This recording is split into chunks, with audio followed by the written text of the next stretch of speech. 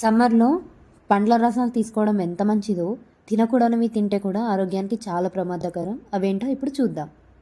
సమ్మర్లో deep fried food ఎక్కువ తినకూడదు. దానివల్ల నీరసం వస్తుంది, ఇంకా డైజెషన్ ప్రాబ్లం కూడా అవుతుంది. తర్వాత మసాలా వంటకాలు కూడా మంచిది కాదు. మసాలా వల్ల బాడీలో హీట్ పెరుగుతుంది, దానివల్ల చెమట ఎక్కువ పడుతుంది, బాడీ కూడా డీహైడ్రేట్ అవుతుంది. కాబట్టి మసాలాలకు కూడా దూరంగా ఉండడం చాలా మంచిది.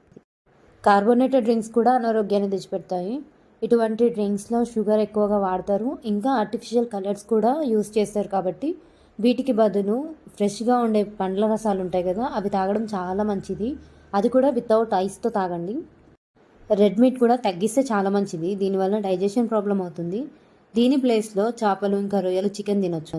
బేకరీ ఫుడ్, జంక్ ఫుడ్ తినడం కూడా మంచిది కాదు. దీనికి బదులు ఆకుకూరలు, కూరగాయలు తినడం చాలా మంచిది. మీకు కనుక ఈ వీడియో ఇన్ఫర్మేటివ్ అనిపిస్తే మాత్రం నాకు లైక్ చేయండి, కామెంట్ చేయండి, నా ఛానల్ని సబ్స్క్రైబ్ చేయండి. Thank you.